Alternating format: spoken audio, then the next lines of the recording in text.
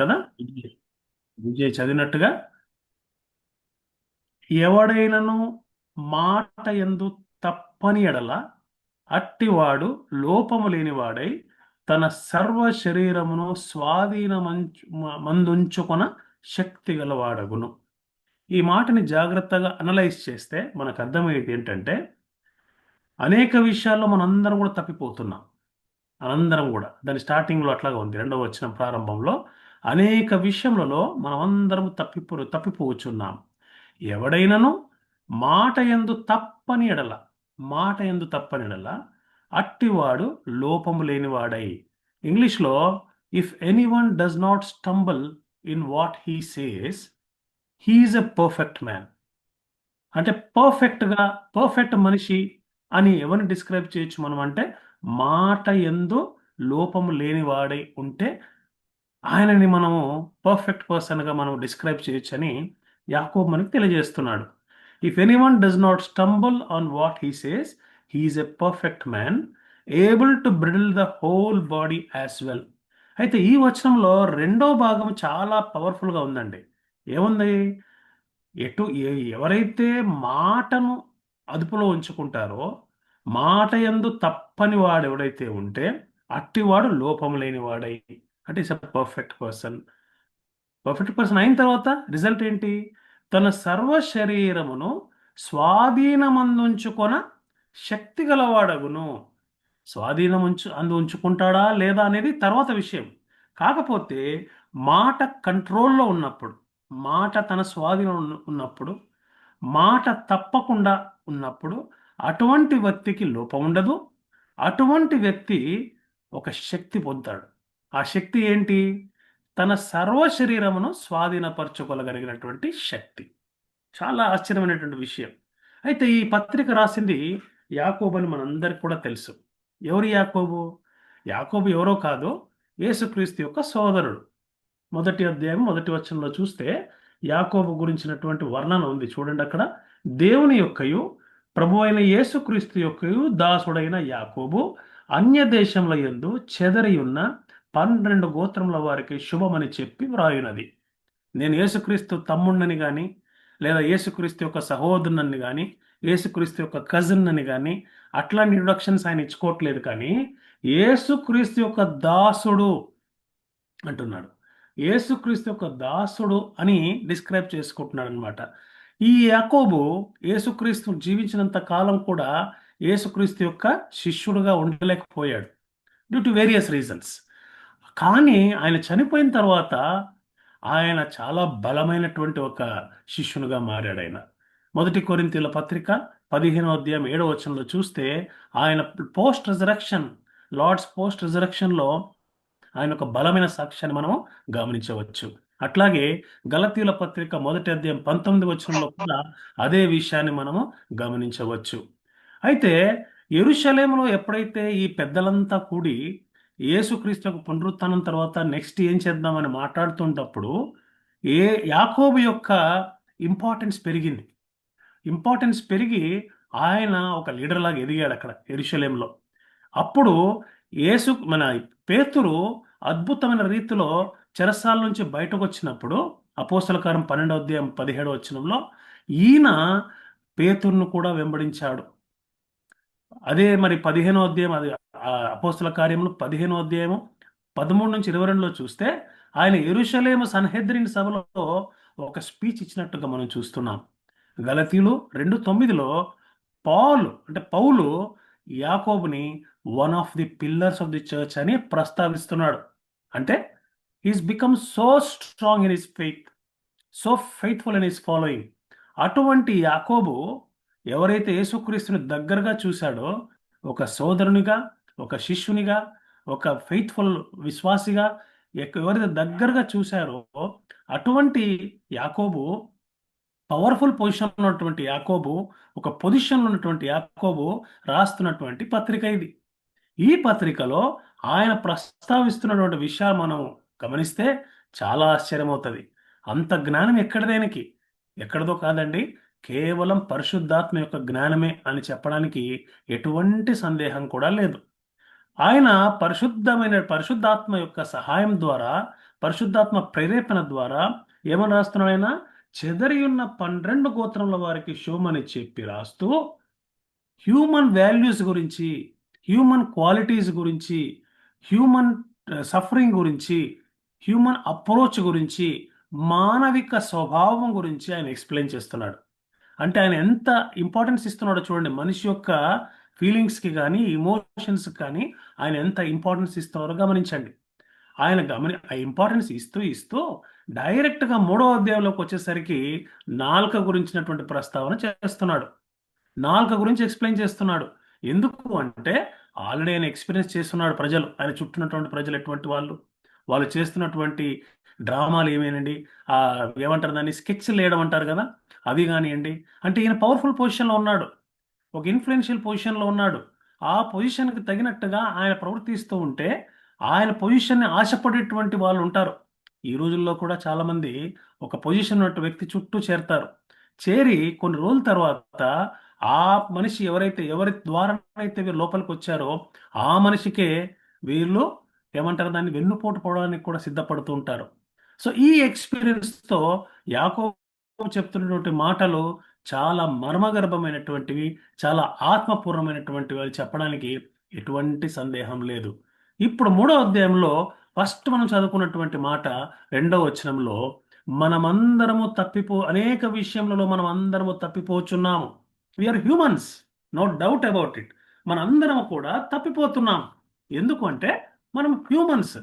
ఇంతటిది human నేచర్లో కూడా, మనం తప్పిపోతున్నటువంటి నేచర్లో కూడా మనల్ని మనం స్వాధీనపరచుకొనగలమా అంటే ఎస్, ఇట్ ఈస్ పాసిబుల్ అని చెప్తున్నాడు యాకోబు. ఎట్లా పాసిబుల్ అంటది? ఎవరైతే తన మాట యందు తప్పిపోకుండా ఉంటాడో అట్టివాడు ఈ earns the eligibility to control himself and his body. He earns the eligibility and he also earns the power. అదే మాట అక్కడ అంటున్నాడు చూడండి. తన సర్వ శరీరమును స్వాధీనమంచుకొనదగిన శక్తి గలవాడగును. అంటే that capacity is given as a gift. Why? As a reward for controlling his tongue. తన శక్తి ఎక్కడి నుంచి వస్తుంది? ఆయన చేసే ప్రయత్నం వల్ల వస్తుంది. ఏంటా ప్రయత్నము? తన నాలుకను స్వాధీనపరుచుకునేటువంటి ప్రయత్నం. సో ప్రతి క్రైస్తవుడు కూడా, ప్రతి దేవుని యొక్క బిడ్డ కూడా తెలుసుకున్నటువంటి విషయం ఏంటంటే, తన నాలుకను కంట్రోల్ చేసే ప్రయత్నం చేస్తున్నారా లేదా? If you are trying for that, God is with you. ఆ ట్రయల్ లేదనుకోండి, ప్రయత్నమే చేయట్లేదు అనుకోండి, then God's blessings will stop midway. ఇది మొదటి పాఠం దేవుడు మనకి యాకోబు పత్రిక ద్వారా నేర్పించేటువంటిది. ఏంటి ఏంటి అంటే, if you are trying to control your tongue, God's blessings start flowing. But if you don't try to control your tongue, God's blessings will stop flowing. So God's బ్లెస్సింగ్ని స్టాప్ చేయాలన్నా మీ చేతుల్లోనే ఉంది. ఎవరి విషయం మాట్లాడుతున్నాడో? విశ్వాసాల విషయం, క్రైస్తవుల విషయం. అది ఎందుకు అంటే మనం రానున్న కొన్ని కొన్ని వచనాల్లో మనం గమనించవచ్చు. What prompted James to say this? ఎందుకు, ఏ విధంగా ఆయన ప్రేరేపించబడ్డాడు ఈ మాటలని చెప్పడానికి? నాలుక గురించి ఎందుకంటే ఇంత ఇంత ఇంత చెప్తున్నాడు ఆయన ఏం ప్రేరేపించింది నాలుక గురించి చెప్పడానికంటే మనం రాబోయేటువంటి ఆ వచనాల్లో మనము చూడవచ్చు. So this is the introduction. ఏంటి అంటే, అనేక విషయములలో మనం అందరము తప్పిపోచున్నాము. ఎవడైనా నువ్వు మాట యందు తప్పనిడలా అట్టివాడు లోపము లేని వాడై తన సర్వ శరీరమును స్వాధీనమందుంచుకున్న శక్తి గలవాడగును. That capacity he will build. ఇది మొదటి వచనం అండి. I want to draw your attention to. ఇక రెండవది అదే యాకోబు పత్రిక 3వ అధ్యాయము 6-8 చూద్దామండి. 6-8. 6-8. 6-8లో ఈ విధంగా ఉంది చూడండి. నాలుక అగ్నియే. నాలుక మన అవయములలో ఉంచబడిన పాప ప్రపంచమై సర్వ శరీరమునకు మాలిన్యము కలుగజేయచ్చు, ప్రకృతి చక్రమునకు చిచ్చు పెట్టును, అది నరకము చేత చిచ్చు పెట్టబడును. చూడండి ఎంత డిస్క్రైబ్ చేశాడో నాలుక గురించి. అసలు ఆ మాటలు తలుచుకుంటేనే భయం అవుతుంది మనకి. అంతటి వర్ణన చేస్తున్నాడు ఆయన. ఏం వర్ణన చేస్తున్నాడు ఆయన? నాలుక అగ్ని. First of all, tongue is fire. First first quality, tongue is fire. నాలుక మన అవయవంలో ఉంచబడిన పాప ప్రపంచము. పాప ప్రపంచం అంట నాలుక. నాలుక మొట్టమొదటిది అగ్ని, రెండవది పాప ప్రపంచం. తర్వాత సర్వ శరీరానికి మాలిన్యం కలగజేసేది నాలుకే అంట. సర్వ శరీరానికి మాలిన్యం నాలుక ఎట్లా కలగజేస్తుంది?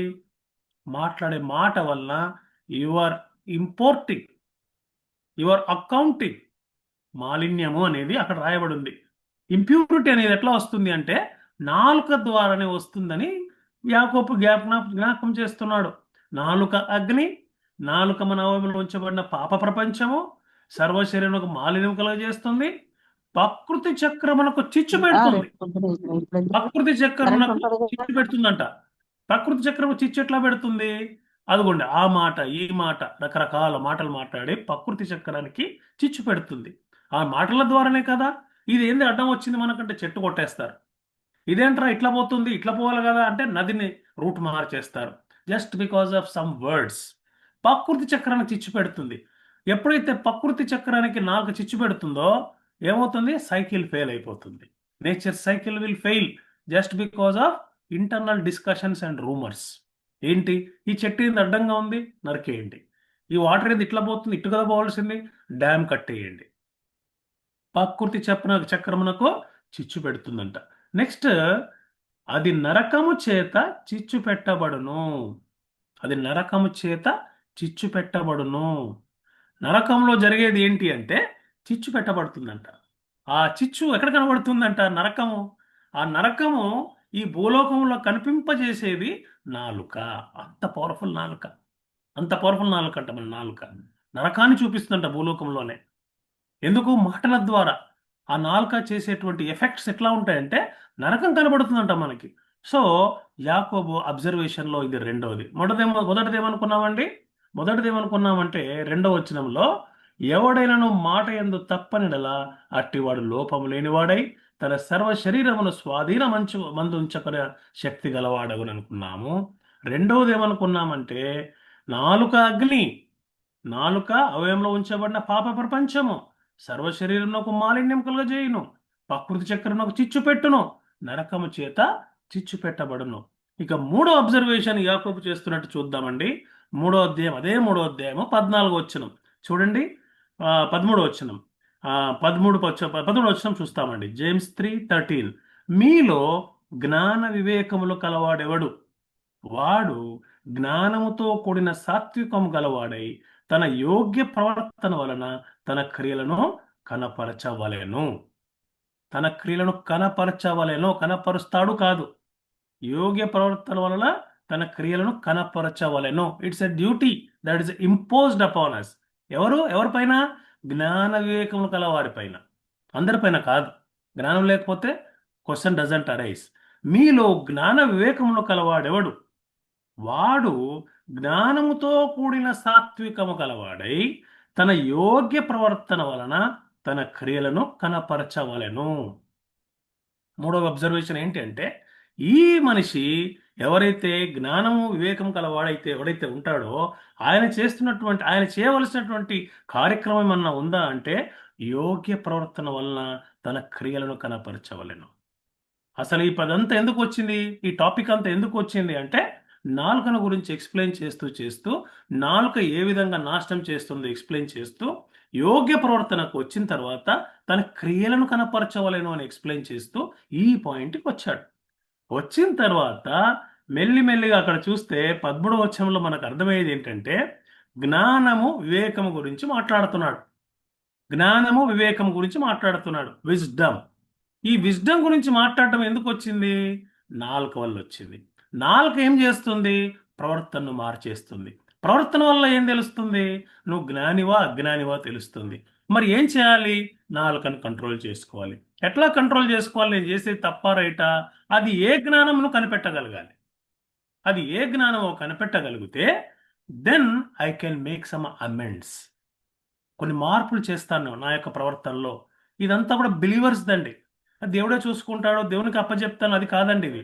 ఇదంతా బిలీవర్స్ తో మాట్లాడుతున్నటువంటి మాటలు యాకోబు. అంటే యేసుక్రీస్తును అంగీకరించిన తర్వాత ఈ లోకాశలకు ఇన్ఫ్లుయెన్స్ అయ్యి, తన మిత్రులకు ఇన్ఫ్లుయెన్స్ అయ్యి, ఈ సమాజానికి ఇన్ఫ్లుయెన్స్ అయ్యి, ఆ ప్రభావం చేత తమ నడివడికను ఎవరైతే కరెక్ట్ చేసుకుంటున్నారో, ఎవరైతే వాళ్ళ ప్రవర్తన సరిచూసుకోలేకపోతున్నారో, నాలుకను అదుపులో పెట్టలేకపోతున్నారో, వారికి చెప్పుతున్నటువంటి మాట ఏంటంటే యోగ్య ప్రవర్తన. ఎట్లా వస్తుంది అది? అది జ్ఞానం వల్ల బయటకు వస్తుంది. మరి జ్ఞానం అంటే ఏమిటి? అజ్ఞానం అంటే ఏమిటి? ఒక భక్తుడు, ఒక స్కాలర్ ఏమంటాడంటే దీన్నే అన్వైజ్ విజ్డమ్ అంటాడు. Wise wisdom, unwise wisdom. Wise wisdom, unwise wisdom. ఇప్పుడు మిమ్మల్ని అడిగాను అనుకోండి నేను, వాట్ ఈజ్ విజ్డమ్ అంటే ఏం చెప్తారు మీరు? జ్ఞానం అంటే ఏంటండి అంటే ఏం చెప్తారు? 12 మంది ఉన్నాం మనం.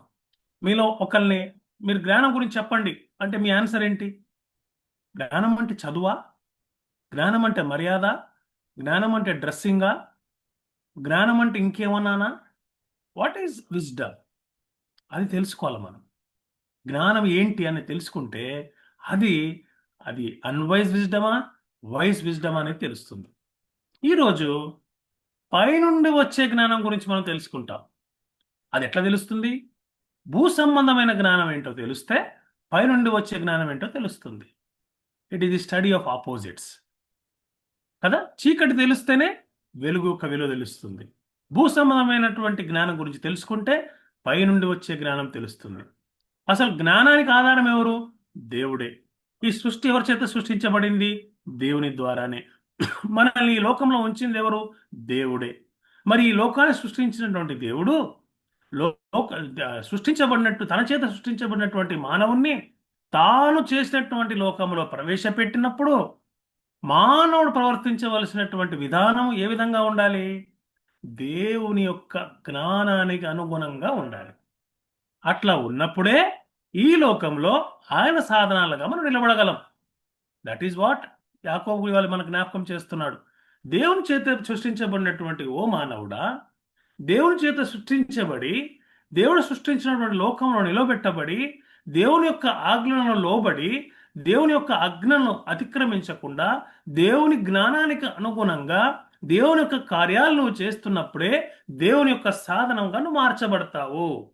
అప్పుడే దేవుడు నిన్ను వాడుకోగలడు. అంతేగాని నీ తెలివి తీసుకొచ్చి, భూలోకమైనటువంటి జ్ఞానాన్ని తీసుకొచ్చి, ప్రకృతి సంబంధమైనటువంటి జ్ఞానాన్ని తీసుకొచ్చి, దయ్యముల జ్ఞానాన్ని తీసుకొచ్చి, దేవుని కార్యక్రమాలు చేస్తానంటే దేవుని యొక్క సాధనంగా పనికొస్తామా అన్న ప్రశ్న ప్రతి క్రైస్తవుడు కూడా వేసుకోవాల్సినటువంటి అవసరము ఈ రోజు ఉంది. అదే విషయాన్ని మనం కొద్దిసేపు బ్రీఫ్గా ఆలోచించబోతున్నాం. అందుకనే యాకోబు చేస్తున్నటువంటి పని ఏంటంటే ఫస్ట్ ప్రవర్తన గురించి మాట్లాడాడు ఆయన. మాట గురించి మాట్లాడు ఫస్ట్. దాని తర్వాత నాలుక గురించి మాట్లాడు. దాని తర్వాత తన యొక్క ప్రవర్తన, జ్ఞాన వివేకాల గురించి మాట్లాడాడు ఆయన. సో జ్ఞాన వివేకాల ఆర్డర్ గురించి ఎక్కడ ఉందంటే ఈ జ్ఞాన వివేకముల వల్లే ప్రవర్తన బయటపడుతుంది. ఆ ప్రవర్తనలో ఏముంది? మాట పట్ల, మాట చెప్పేటప్పుడు నీ యాటిట్యూడ్ కనబడుతుంది. మాట మాట్లాడేటప్పుడు నీ యాటిట్యూడ్ కనబడుతుంది. ప్రవర్తనలో కనబడుతుంది. అంటే the foundation for everything is wisdom. పునాది ఎక్కడ ఉంది అంటే విజ్డమ్లో ఉంది.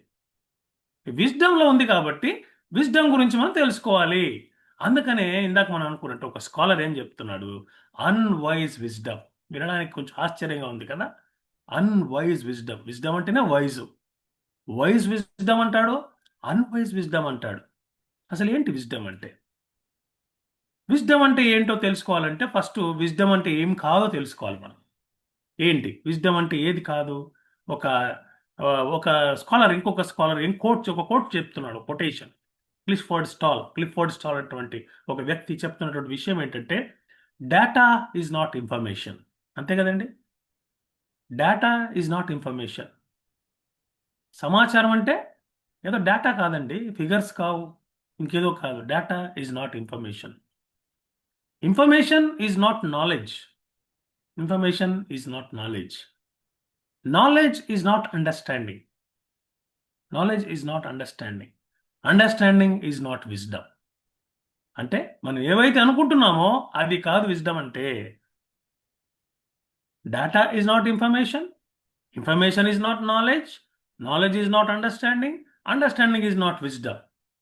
ఎందుకు అంటే డేటా కానివ్వండి, ఇన్ఫర్మేషన్ కానివ్వండి, ఈ నాలెడ్జ్ కానివ్వండి, అండర్స్టాండింగ్ కానివ్వండి, ఇవన్నీ కూడా మనిషి ప్రమేయం ద్వారా డెవలప్ అయ్యేటటువంటివి. కానీ మనిషి ప్రమేయం ద్వారా డెవలప్ కానిదే విజ్డమ్ అని చెప్పి యాకోబు జ్ఞాపకం చేస్తున్నాడు ఇవాళ. క్లిఫర్డ్ స్టోల్ కూడా అదే మాట అంటున్నాడు. ఏమని అంటున్నాడు ఆయన? డేటా ఇన్ఫర్మేషన్ కానే కాదండి. ఇన్ఫర్మేషన్ నాలెడ్జ్ కాదండి, తెలివి కాదండి, సమాచారం. నాలెడ్జ్ అండర్స్టాండింగ్ కాదండి, అండర్స్టాండింగ్ విజ్డమే కాదండి.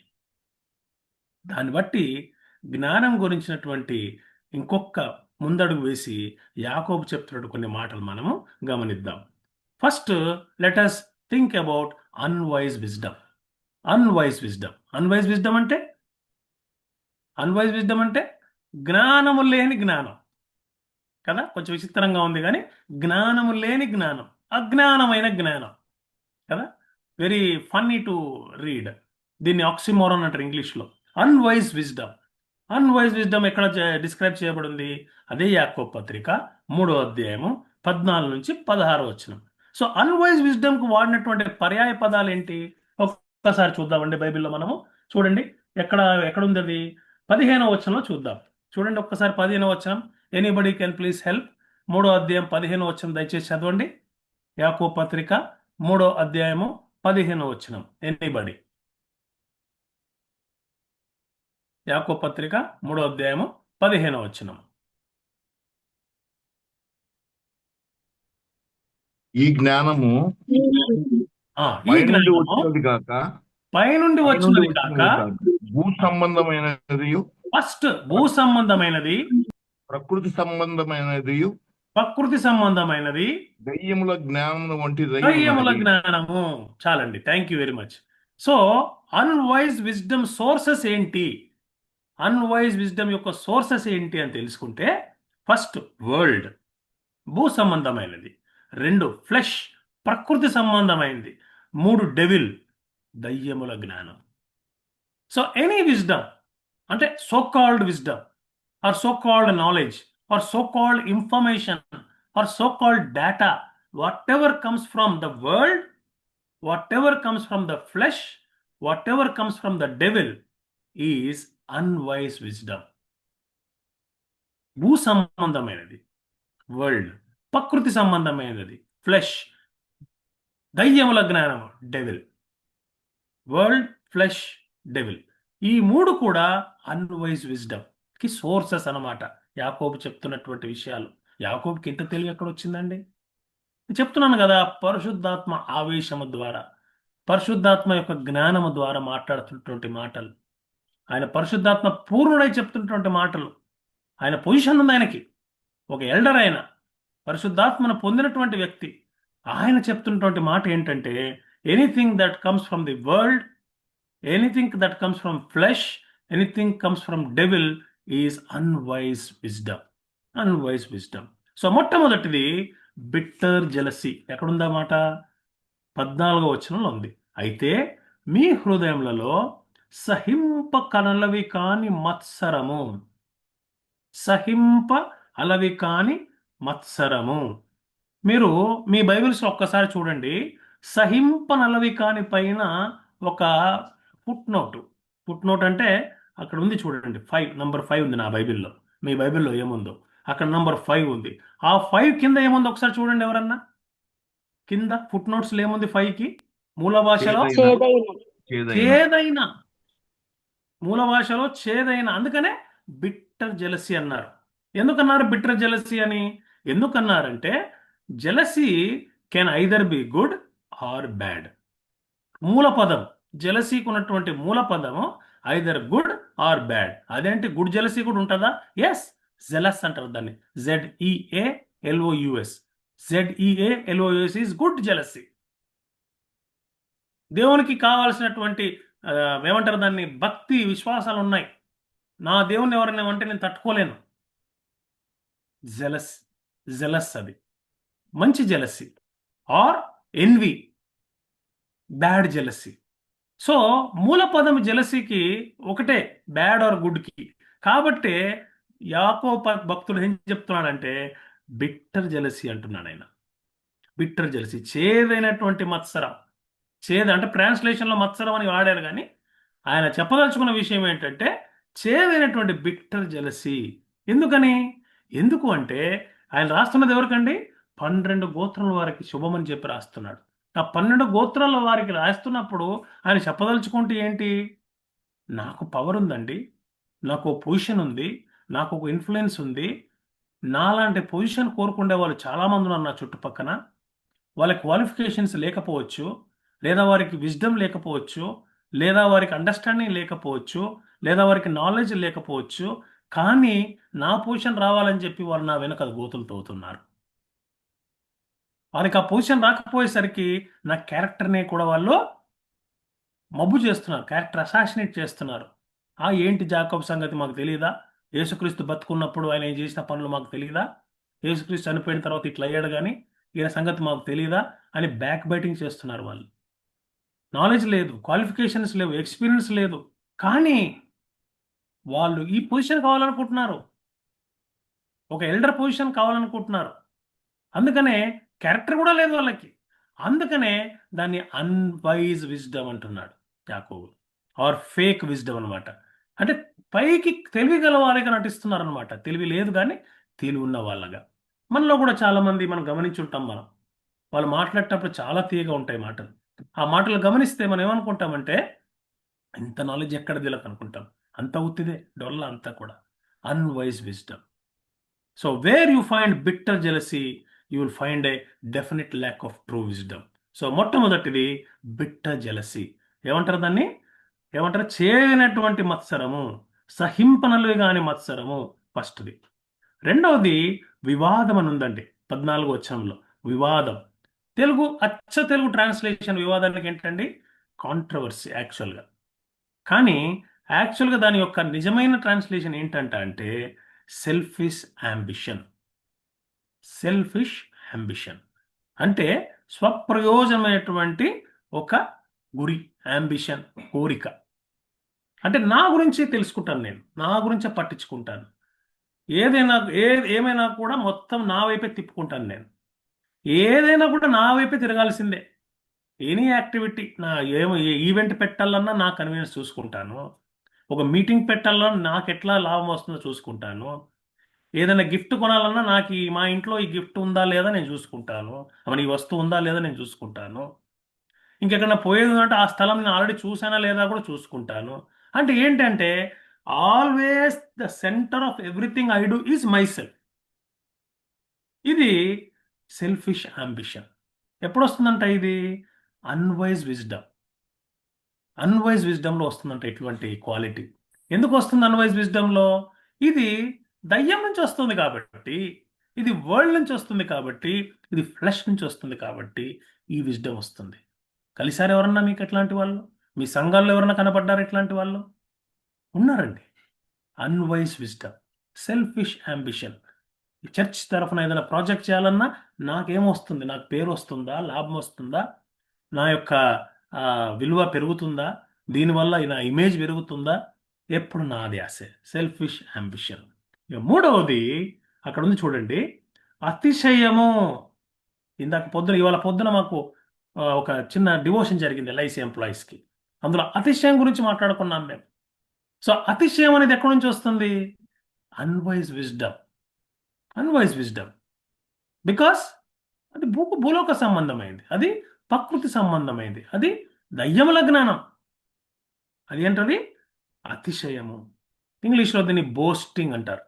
అంటే నా గురించి నేను చెప్పుకుంటాను అన్నమాట, నా యొక్క అచీవ్మెంట్స్ చెప్తాను, నాకు ఉన్నటువంటి క్వాలిటీస్ నేను చెప్తాను, నా గురించి నేను ఎప్పుడు చూస్తున్నా నేనే మాట్లాడుకుంటాను. పక్కవాడిని మెచ్చుకుంది లేదు, పక్కవాడిని ఎంకరేజ్ చేసింది లేదు, పక్కవాడిని లేవనెత్తింది లేదు. ఎప్పుడు చూసినా my promotion, my self and my projection. ఎప్పుడైనా కూడా బూస్టింగ్. ఎందుకండి? దయ్యం నుంచి వస్తుంది అది. వరల్డ్, ఫ్లెష్, డెవిల్, ఈ మూడు ఇన్వాల్వ్ అయి ఉన్నాయి. అందువల్ల అది దయ్యముల జ్ఞానం, భూలోక సంబంధమైంది, ప్రకృతి సంబంధమైంది. అది మూడోది బోస్టింగ్, అతిశయపడటం. అంటే ఇవన్నీ కూడా డిస్క్రైబ్ చేయడానికి టైం చాలా పడుతుంది కాబట్టి we are just moving on. First ఏమనుకున్నామండి? బిట్టర్ జెలసీ, సహింపనలవి కాని మత్సరం. రెండు, సెల్ఫిష్ అంబిషన్, దాన్ని ఏ విధంగా ట్రాన్స్లేట్ చేశారు? వివాదము. తర్వాత ఏమనుకున్నాము? బోస్టింగ్. చూడండి, bitter jealousy and selfish ambition combine చేస్తే వచ్చేటి ఇవన్నీ మిక్సీలో వేసి బాగా పట్టామనుకో, మిక్సీ పట్టామనుకోండి, ఈ బిట్టర్ జెలసీని, సెల్ఫిష్ అంబిషన్ని, బయటికి వచ్చే పదార్థం ఏంటి అంటే బోస్టింగ్, లైస్, అబద్ధాలు, డిజార్డర్, అల్లరి, అండ్ ఎవ్రీ వైల్ ప్రాక్టీస్, సమస్తమైన చెడ్డ కార్యాలు. ఎక్కడుంది foundation? Bitter jealousy, selfish ambition. సరే, నెక్స్ట్, సత్యమునకు విరోధంగా అబద్ధం ఆడవద్దు. సత్యముకు విరోధంగా అబద్ధం, ఇది నాలుగో క్వాలిటీ. Lying against truth. తెలుసు ట్రూత్ అని, ఆ పర్సన్ రైట్ అని తెలుసు, కాకపోతే నా ఇమేజ్ ఏం కావాలి, నా పొజిషన్ ఏం కావాలి, నా పవర్ ఏం కావాలి? Lying against truth. You know the truth, don't want accept it, you promote something else. Lying against truth. తర్వాత, ఈ జ్ఞానము పైనుండి వచ్చినది కాక భూ సంబంధమైనది, ప్రకృతి సంబంధమైనది, దయ్యముల జ్ఞానం అంటేను. చూడండి 16వ వచనంలో, ఏలయనగా మత్సరమును వివాదమును. వివాదం అంటే ఏమనుకున్నాం మనం? యాక్చువల్ ట్రాన్స్లేషన్ ఇస్ కాంట్రవర్సీ, కానీ అక్కడ వాడబడినటువంటి selfish ambition. Wherever there is bitter jealousy and selfish ambition, ఎక్కడ ఏలయనగా మత్సరమును వివాదమును ఎక్కడ ఉండునో అక్కడ అల్లరియు ప్రతి నీచ కార్యమును ఉండును. అల్లరి, నీచ కార్యం. What is the definition of నీచ కార్యం? నార్మల్గా అందరు యాక్సెప్ట్ చేసేది నార్మల్ కార్యం. అందులో చాలా మంది యాక్సెప్ట్ చేయట్లేదు, ఒప్పుకోవట్లేదంటే నీచ కార్యం. అయితే అబ్బాబా అన్నారు అనుకోండి, ఓ 10 మందిలో ఒక నలుగురు అబ్బాబా అబ్బాబా అన్న అంటే నీచ కార్యం అనేది. Means it is against values. కాకపోతే ప్రాబ్లం ఏంటి? ఈ నీచ కార్యాలు కూడా ఈ సింక్రెటిక్ వాల్యూస్లో నార్మల్ కార్యాలుగా చలామణి అవుతున్నాయి. ఎందుకని? దయ్యముల జ్ఞానం వలన దాన్ని ఎక్స్ప్లెయిన్ చేస్తూ, దాన్ని సంజాయిషీలు ఇస్తూ, దాన్ని యాక్సెప్ట్ చేస్తుంది సమాజం. ఇప్పుడు చూడండి, హోమోసెక్షువాలిటీ కానివ్వండి, మిగతా ఏమంటారు దీన్ని, అదర్ ఆస్పెక్ట్స్ కానివ్వండి, ఇవన్నీ కూడా నీచ కార్యాలు.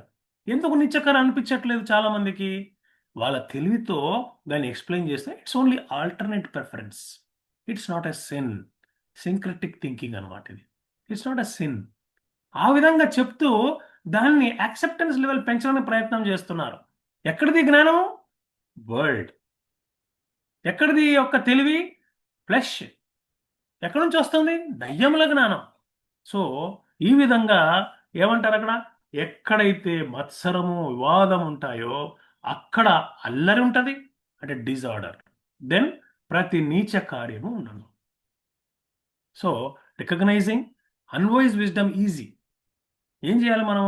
ఇది ఎక్కడి నుంచి వచ్చింది source? Whether it is from God or from devil. World నుంచి వస్తుందా, ఫ్లెష్ నుంచి వస్తుందా, ఇంకెక్కడి నుంచి వస్తుంది? దేవుని దగ్గర నుంచి వచ్చే జ్ఞానం ఇట్లా ఉండదే. ఎట్లా ఉంటుంది మరి దయాల జ్ఞానము? ఇట్లాగే ఉంటుంది. బిట్టర్ జెలసీ ఉంటుంది, సెల్ఫిష్ అంబిషన్ ఉంటుంది కదా, అతిశయపట్టం, బోస్టింగ్, అన్డ్యూ అడ్వాంటేజ్ అనమాట. నువ్వు చేసింది చెప్పుకో, పర్వాలేదు, చెయ్యండి కూడా చెప్తారు కొంతమంది. నేను కొన్ని చర్చెస్లో విన్నాను, నేను సాక్ష్యాలు చెప్పేటప్పుడు అసలు వాళ్ళు చేసింది లేదు, పెట్టింది లేదు, ఏదో మనుషుల యొక్క మెప్పు కొరకు మాట్లాడుతూ ఉంటారు. Testimonies especially. అది పద్ధతి కాదు. దేవుని మహిమపరుస్తున్నాం అనుకుంటున్నారు. It's lying. అతిశయపట్టం, bitter jealousy, selfish ambition, boasting, lying against truth, disorder, అల్లరి. అంటే ఆర్డర్ ఉండాలన్నమాట. ఇప్పుడు చూడండి, ఈ జనరేషన్స్లో ఏది కూడా ఆర్డర్లీగా జరగదు. ట్రాఫిక్లో మీరు పోతూ ఉంటే ఆర్డర్లీగా లేదనుకోండి, మీకు ఎంత కంపనం వస్తుంది. ఆ కంపనంలో మీ మనసంతా గజిబిజి అయిపోతుంది. అది ఆర్డర్లీగా వెళ్తున్నాం అనుకోండి, ఎంతమంది వచ్చినా కూడా పర్వాలేదు, నెమ్మదిగా ఆగుతారు, వెళ్తారు. నేను ఒక పిక్చర్ చూశాను ఈ మధ్య కాదు, కొన్ని రోజుల ముందు చూశాను. ఎక్కడో షిల్లాంగో, ఇంకా అదేంటి అరుణాచల్ ప్రదేశ్లో ఎక్కడో ఒక 200 బైక్స్ నిలబడి ఉన్నాయి లైన్గా, ఏదో ట్రాఫిక్ జామ్లో. ఎక్కడ కూడా ఎవ్వరు కూడా ముందరకు వెళ్దామనే ప్రయత్నమే చేయట్లేదు. నేను ముందు పోతా ఉండండి మీరంతా అని ఎవరు అనట్లేదు. మన దగ్గర అయితే అంటారు కదా, ఉండండి నేను పోతా ముందని ప్రతి ఒక్క ట్రై చేస్తాడు. అల్లరి, డిజార్డర్. అక్కడ అరుణాచల్ ప్రదేశ్లో ఆ పిక్చర్లో ఫస్ట్ వాడు కదిలితేనే ఈ మధ్యలో వాడు కదులుతాడు. ఫస్ట్ వాడు కదలలేదంటే వీడు కూడా అట్లే ఉంటాడు, ఎన్ని గంటలైనా పర్వాలేదు. That is order. డిసిప్లిన్ లేనిది డిజార్డర్. ఎందుకు డిసిప్లిన్ లేదు?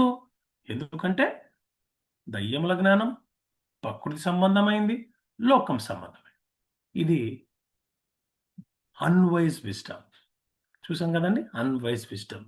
దీని మీద ఎక్కువ టైం మనకి ఇక అవసరం లేదు. ఇంతటితో మనం అన్వైజ్ విజ్డమ్ గురించి ఆపేద్దాం. అన్వైజ్ విజ్డమ్ ఏమనుకున్నామండి? The sources are very clear. World, flesh, devil, 3. Then bitter jealousy. ఎట్లా కనిపిస్తే సిమ్టమ్స్ ఏంటి అన్వైజ్ విజ్డమ్కి? సిమ్టమ్స్, జ్వరం వచ్చిందంటే టెంపరేచర్ వస్తుంది, అంతే కదండి. ఇన్ఫెక్షన్ ఉందంటే బాడీ పెయిన్స్ వస్తాయి, సిమ్టమ్స్. అన్వైజ్ విజ్డమ్కి సిమ్టమ్స్ ఏంటి? బిట్టర్ జెలసీ, సహింపరాని మత్సరం, selfish ambition, boasting, lying against truth, disorder, నీచ కార్యాలు. 6 ఉన్నాయి. 6th quality, 6 symptoms of unwise wisdom. ఇప్పుడు వైజ్ విజ్డమ్కి వెళ్దాం మనం. What is wise wisdom? చూడండి, వైజ్ విజ్డమ్ ఎక్కడుంది? 17వ వచనంలో ఉంది. చూడండి ఒక్కసారి, 3వ అధ్యాయం యాకోబు 17వ వచనం. అయితే పైనుండి వచ్చు జ్ఞానము మొట్టమొదట పవిత్రమైనది. అక్కడే ఒక డిక్లరేషన్ అయిపోయిందండి. If something is pure, something is pure, పరిశుద్ధం అనట్లా, పవిత్రం అంటున్నాడు. There is a difference. పరిశుద్ధం అనట్లా, పవిత్రం అంటున్నాడు. If something is pure, it is coming from above.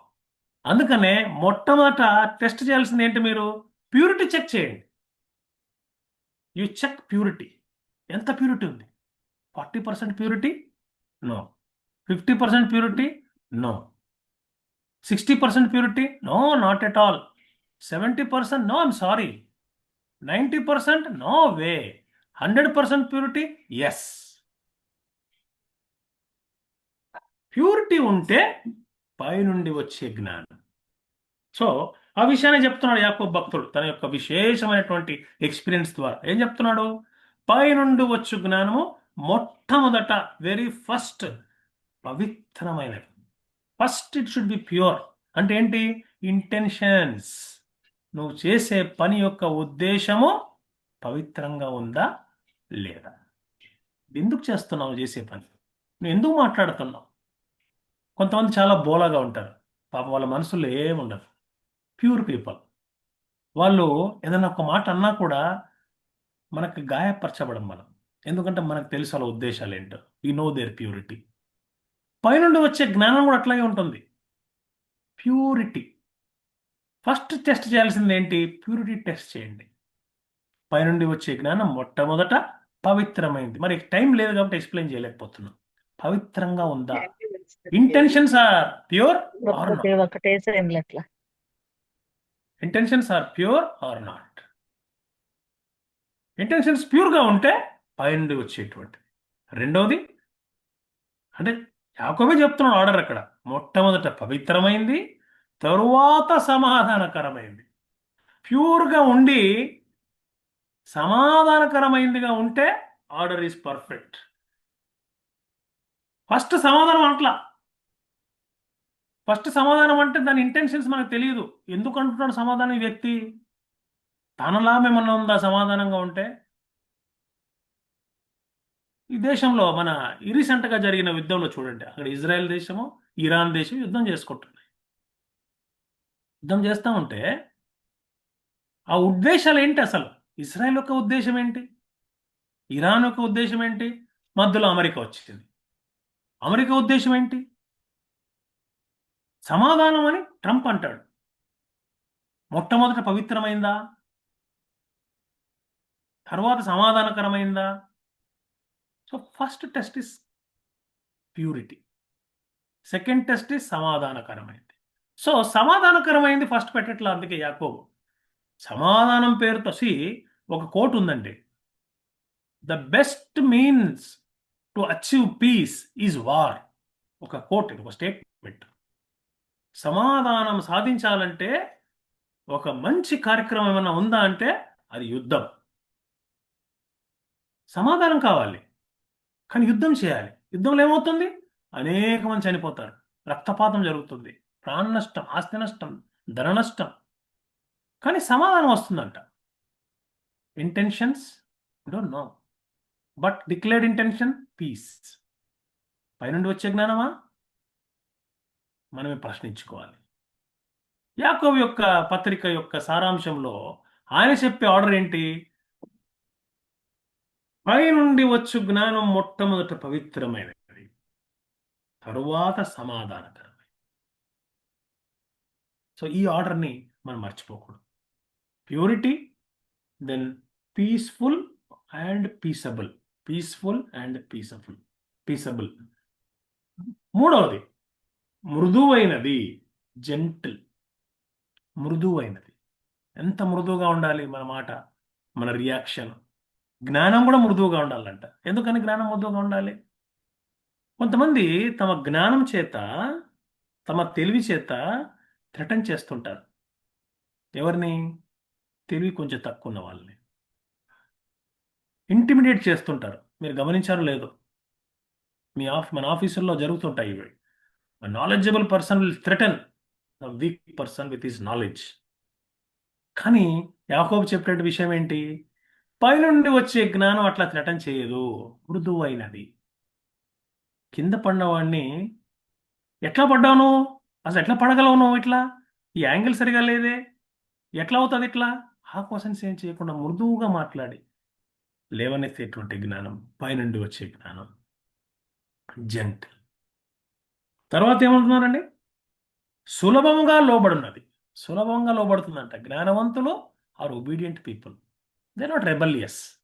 జ్ఞానవంతులు రెబలియస్ కానే కాదు, లోబడతారు. దాన్ని ఇంగ్లీష్లో ఓపెన్ టు రీజన్ అన్నారు.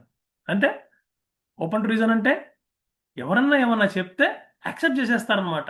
ఇది నేను ఎందుకు చేశానంటే, ఇది ఎందుకు ఇట్లా అవుతుందంటే అని ఎక్స్ప్లెయిన్ చేస్తే, ఓహో అలాగా, ఓకే. అట్టెట్లా అవుతుంది? ఆర్గ్యూ చెయ్యరు. నేను ఒప్పుకోను. రెబల్ చెయ్యరు. ఎవరు వీళ్ళు? పైనుండి వచ్చినటువంటి జ్ఞానం కలిగిన వాళ్ళు. They try for peace, they try gentleness, because intentions are pure.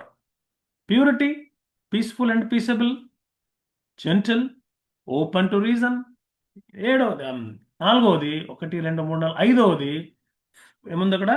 కనికరముతోను, full of mercy. Full of mercy అంటే ఒక గ్లాసు నీళ్ళు నింపామనుకోండి, ఓవర్ఫ్లో అయ్యేంత ఫుల్ అనమాట. అది ఓవర్ఫ్లో అయ్యేంత కనికరం మనిషిలో, అంత ఉబికి వస్తుంది కనికరం. అందుకని యేసుక్రీస్తు ఎప్పుడైనా కూడా ఆయన కదులుతూ ఉంటే ఆయన చూపించినటువంటి ఫస్ట్ క్వాలిటీ ఏంటిది? కనికరపడ్డాడు. ఆయన కనికరపడ్డాడు. ఎవరిని చూసి కనికరపడ్డాడు? వ్యాధుల చేత బాధపడిన వాళ్ళని చూసి కనికరపడ్డాడు. తినడానికి తిండి లేక తిరుగుతున్నటువంటి వారిని చూసి కనికరపడ్డాడు. చూపు లేని వారి గురించి కనికరపడ్డాడు. పాపులను చూసి కనికరపడ్డాడు. Full of mercy. ఎక్కడి వరకు అది? గ్లాస్లో నీళ్లు నిండా పోస్తే కింద పడిపోయేంత నీళ్ళు ఎట్లనో ఓ మనిషిలో కనికరం నింపితే అంత కనికరం ఉంది యేసుక్రీస్తులో. పైనుండి వచ్చే జ్ఞానం, ఫుల్ ఆఫ్ మర్సీ. ఇంకా మంచి ఫలములతో నిండుకొని, full of good fruits. Good fruits అంటే తెలుసు మనకు, గలతీ పత్రిక 5వ అధ్యాయంలో ఉన్నది. The fruit of spirit. Full of fruit, full of good fruit, full of good fruit. తర్వాత ఇంపార్షియల్. చూడండి, పక్షపాతము లేనిది. ఇంపార్షియల్. గొప్ప వాళ్ళకి సైడ్ లేదు, బీద వాళ్ళకి సైడ్ లేదు, న్యాయం. ఇంపార్షియల్. తర్వాత వేషధనం లేనిది. సిన్సియర్. ఏదో నన్ను ప్లీజ్ చేయడానికి నాకు అబద్ధాలు చెప్పి, నేను పోంగానే వాడేదో అనుకుంటున్నాడు, నా పైన మళ్ళీ ఏదో అబద్ధాలు చెప్పి నా గురించి నవ్వుకొని, వేషధారణ. సిన్సియర్. వేషధారణ లేనిది, సిన్సియర్. తర్వాత నీతి ఫలము సమాధానము చేయు వారికి సమాధానమందు విత్తబడును. Harvest of righteousness. Harvest of righteousness. Harvest of righteousness అంటే వాళ్ళు వేసిన పంట అట్లా పెరుగుతూ పెరుగుతూ వస్తుందన్నమాట. నీతి వాళ్ళు ఎక్కడ వెళ్ళినా కూడా ఇట్స్ ఆల్వేస్ రైచియస్నెస్. న్యాయం ఉంటుంది, నీతి ఉంటుంది. Harvest of righteousness. ఇంకా మళ్ళీ ఇంకోసారి ముందరికి వస్తే ఇక్కడ చూడండి, 3వ అధ్యాయము అదే 13 వచనం చూడండి. మీలో జ్ఞాన వివేకములు గల వాడెవడు? వాడు జ్ఞానముతో కూడిన సాత్వికము. సాత్వికం అంటే మీక్నెస్, హ్యూమిలిటీ, తగ్గించుకోవడం. చాలా పెద్ద వ్యక్తి. ఈ మధ్య కాదు, కొన్ని సంవత్సరాల కిందట ఈ మా ఇంటి దగ్గర మహావీర్ హాస్పిటల్ ఉంది. మహావీర్ హాస్పిటల్లో ఒక విశేషమైన వ్యక్తి వచ్చాడు అతిథిగా, గెస్ట్. ఎవరా వ్యక్తి? Number 1 person in the world. ఎవరైనా? Bill Clinton, president of United States. సాత్వికమైనటువంటి వ్యక్తి వచ్చి ఏం చేశాడంట, ఆయనకి ఏసీ సరిపోలేదని ఆయన ఆ పక్కోడి కొంచెం ఏసీ అని చెప్పలా. చాలా పవర్ఫుల్ పర్సన్ ఆయన కోసమే కొన్ని వందల కార్లు వచ్చాయి, పెద్ద సిబ్బంది వచ్చింది, ప్రపంచంలో చాలా పవర్ఫుల్ పర్సన్ వెళ్ళి ఏసీ సరిగా రావట్లేదని ఏసీ ఆయన అడ్జస్ట్ చేసుకుంటున్నాడు. హ్యూమిలిటీ అంటే ఏసీ తనే సరి చేసుకుంటే హ్యూమిలిటీ ఉంది. ఏసీ ఎవరైనా ఏమంటే హ్యూమిలిటీ లేదు, అది కాదు ఉద్దేశం అక్కడ. అంటే తన యొక్క హోదా కూడా మర్చిపోయి ప్రవర్తించేవాడే హంబుల్ పర్సన్. బేసిక్ అనమాట, రూట్ లెవెల్, గ్రౌండెడ్ అంటారు. గ్రౌండెడ్ అంటే భూమి పైన లెవెల్గా ఉండడం అనమాట, కింద ఉండి మాట్లాడడం. కొంతమందికి ఎంత పెద్ద పోస్ట్ వచ్చినా అట్లే ఉంటారు. ఎంత పెద్ద పోస్ట్ అనివ్వండి, ఎల్ఐసి పరిభాషలో చైర్మన్ కానివ్వండి, ఎండి కానివ్వండి, లేదా వేరే పరిభాషలో సిఇఓ కానివ్వండి, ఎండి కానివ్వండి, లేదా మన క్రైస్తవ సమాజంలో బిషప్ కానివ్వండి, మోడరేటర్ కానివ్వండి, ఏ పోస్ట్ వచ్చినా, అంత పెద్ద పోస్ట్ వచ్చినా same love, same affection. It's possible. సాత్వికం ఎప్పుడు? పైనుండి వచ్చే జ్ఞానం ఉంటే. తర్వాత లాస్ట్ది యోగ్య ప్రవర్తన, గుడ్ కాండక్ట్. ఇవన్నీ ఉన్నాయి కాబట్టే ప్రవర్తన యోగ్యంగా ఉంటుంది. ఏమున్నాయి? ప్యూరిటీ ఉంటుంది, పీస్ఫుల్గా ఉంటారు, జెంటిల్గా ఉంటారు, ఒబీడియంట్గా ఉంటారు, full of mercy, full of good fruits, impartial, sincere, righteous, good conduct, meekness, good conduct. ఇవన్నీ ఉన్నాయి కాబట్టి గుడ్ కాండక్ట్ వస్తుంది అనమాట. ఇది పైనుండి వచ్చేటువంటి జ్ఞానం, వైస్ విజ్డమ్. సో ఇవాళ దేవుడు మన జ్ఞాపకం చేస్తున్న విషయం ఏంటంటే, విజ్డమ్ అనేది అన్వైజ్ విజ్డమ్ కావచ్చు, లేదా వైస్ విజ్డమ్ కావచ్చు. You check the source. ఎక్కడి నుంచి వస్తుంది ఇది? ఎక్కడి నుంచి వస్తుంది విజ్డమ్? ఈ జ్ఞానం ఎక్కడిది? ఎట్లా తెలుస్తుంది? మొట్టమొదట నీ ఇంటెన్షన్స్ ద్వారా తెలుస్తుంది. ప్యూరిటీ ఉందా? ఫస్ట్ విషయం మొట్టమొదట ప్యూరిటీ ఉందా? ఉంటే దయ్యముల జ్ఞానం కాదు. ఉందా చెప్పు. చెక్ చేయాల్సింది ప్యూరిటీ, వేరేదేంగా. ప్యూరిటీ ఉందా? What is your intention? నీ ఉద్దేశాలు చెప్పు. దేనికి ఎందుకు చేస్తున్నావు విషయం? దేవుని మహిమ కోసం చేస్తున్నావా, నీ మహిమ కోసం చేస్తున్నావా? Are you pure in your motives? If you have pure motives, then the wisdom is from above, పైనుండి వచ్చే జ్ఞానం. దాని తర్వాత మిగతావి. First purity check. ప్యూరిటీ వచ్చిందా? దాని తర్వాత ఏమొస్తుందంటే ఆఫ్టర్ ప్యూరిటీ సమాధానం వస్తుంది. అంటే నువ్వు చేసేటువంటి పని ద్వారా డివిజన్ వస్తుందా, లేకపోతే ఐక్యత వస్తుందా? నువ్వు చేసేటువంటి పని ద్వారా సంతోషం వస్తుందా, అసమాధానం వస్తుందా? నువ్వు మాట్లాడేటువంటి మాటల ద్వారా ప్రజలు ఏకమవుతున్నారా, విడిపోతున్నారా? Test for purity, whether it is from above or from the world. ఇది మనం తెలుసుకోవాల్సిన విషయం. Data is not information. Information is not knowledge, and knowledge is not understanding, and understanding is not wisdom. Wisdom should come from above, and what ever comes from above మొట్టమొదటిగా పవిత్రమైందా check. పవిత్రమైతేనే go for next. సమాధానకరమైందా? సమాధానకరమై, పవిత్రమై, సమాధానకరమైతే నీ మాట తీరు మృదువుగా ఉందా? ఒకవేళ నువ్వు మాట తీరు మృదువుగా ఉంటే ఒబిడియంట్గా ఉన్నావా? ఒకవేళ ఒబిడియంట్గా ఉంటే నీలో కనికరం నిండుకొని ఉందా? నీలో కనికరం నిండి ఉంటే ఫలాలు వస్తున్నాయా? గుడ్ ఫ్రూట్స్ నీలోంచి. గుడ్ ఫ్రూట్స్ ఉంటే నిష్పక్షపాతంగా ఉంటున్నావా? పక్షపాతం చూపిస్తున్నావా? నిజంగా సిన్సియర్గా ఉంటున్నా, వేషధారణ లేకుండా? నీతి కనిపిస్తుందా నువ్వు చేసే పనిలో? Then the wisdom is from above. పైనుండి వచ్చేటి జ్ఞానం. మరి అన్వైజ్ విజ్డమ్, వైజ్ విజ్డమ్కి ఈ యొక్క తారతమ్యాలు తెలిసినప్పుడు తప్పకుండా మనం ప్రేమించుతాం. అది దేన్ని ప్రేమిస్తామంటే పైనుండి వచ్చేటువంటి జ్ఞానాన్ని ప్రేమిస్తాం. అన్వైజ్ విజ్డమ్ని పక్కన పడేసి వైజ్ విజ్డమ్ ద్వారా మనం దేవుని మహిమపరిచేటువంటి సాధనలుగా మనం మార్చబడతాం.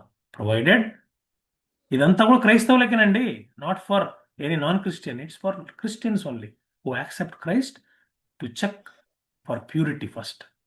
అప్పుడే పాసిబుల్ అది. ఇదంతా కూడా it's only because you accepted Christ. నువ్వు క్రైస్ట్ని యాక్సెప్ట్ చేయలేదనుకోండి, నీ ప్యూరిటీ వద్దు, నీకు ఏమొద్దు, అవసరమే లేదు. ఎందుకంటే అసలైంది ఏంటి? క్రీస్తు నీలో ఉంటే ఇవన్నీ కూడా ఉంటాయి.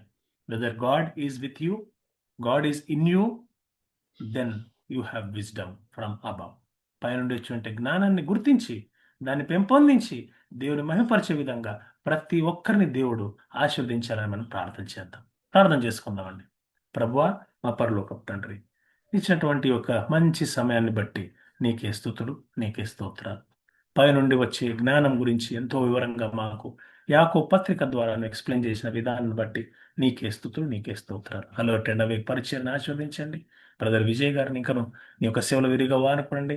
ఈరోజు నీ నామం చొప్పున ప్రభువా ఈ ప్లాట్ఫామ్లో చేరేటువంటి ప్రతి ఒక్కరిని, వాటి కుటుంబాలను ఆశీర్వదించమని, పాస్టర్ సురేష్ గారిని ప్రభువా నువ్వే జ్ఞాపకం చేసుకొని, మరి వారి యొక్క అత్తగారి యొక్క స్మరణార్థం ప్రభువా వారంతా బాధపడుతుండగా వారందరినీ ఓదార్చి దీవించి నీ సేవలు ఇంకను ఘనంగా వాడుకున్నామని, మా అందరికి కూడా నీ శాంతిని, నీ సమాధాన్ని, నీ పైనుండి వచ్చే జ్ఞానాన్ని అనుగ్రహించమని యేసుక్రీస్తు నామమున తండ్రిని వేడుకొంచున్నాము స్వామి.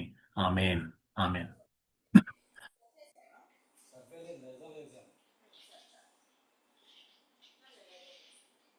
Brother Vijay. I'll close it with benediction. Yeah.